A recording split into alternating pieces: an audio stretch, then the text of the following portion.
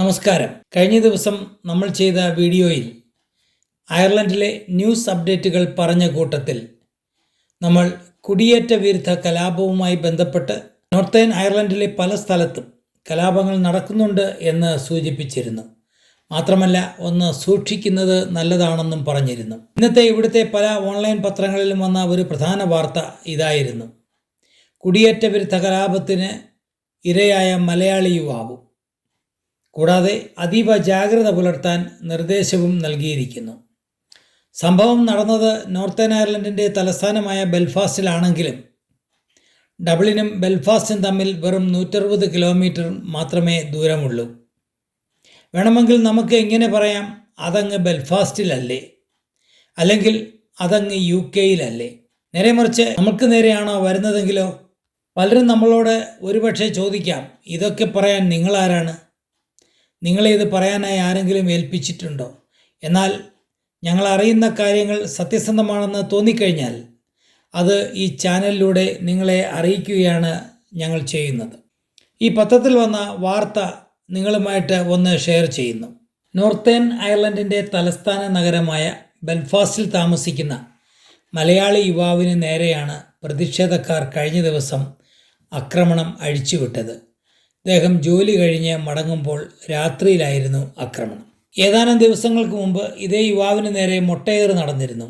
ഇത് ചെയ്തവർക്കെതിരെ യുവാവ് ചോദ്യങ്ങൾ ഉയർത്തുകയും എതിർക്കുകയും ചെയ്തിരുന്നു.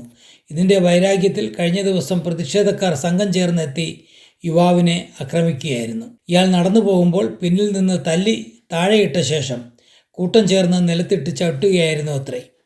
പരിക്കേറ്റ ഇദ്ദേഹം ആശുപത്രിയിൽ എത്തിയതോടെ ആശുപത്രി അധികൃതരാണ് പോലീസിനെ വിവരം അറിയിച്ചത്. പ്രായപൂർത്തിയാകാത്തവരാണ് ആക്രമണത്തിന് നേതൃത്വം നൽകുന്നവരിൽ ഏറെയും എന്നത് നടപടിയെടുക്കുന്നതിൽ നിന്ന് പോലീസിനെയും പിന്തിരിപ്പിക്കുന്നുണ്ട്.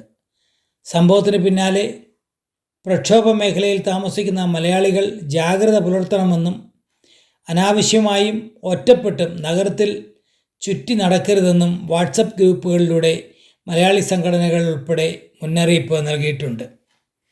കൂട്ടമായി മലയാളം സംസാരിച്ച് മറ്റുള്ളവരെ പ്രകോപിപ്പിക്കുന്നതിൽ നിന്ന് വിട്ടുനിൽക്കണമെന്നും നിർദ്ദേശമുണ്ട്. അടുത്തിടെ UK-യിലെത്തിയവർ തദ്ദേശീയരെ പ്രകോപിപ്പിക്കും വിധം പെരുമാറുന്നത് പലരുടെയും പ്രതിഷേധങ്ങൾക്ക് കാരണമാകുന്നുണ്ട് എന്ന ആക്ഷേപവുമുണ്ട്.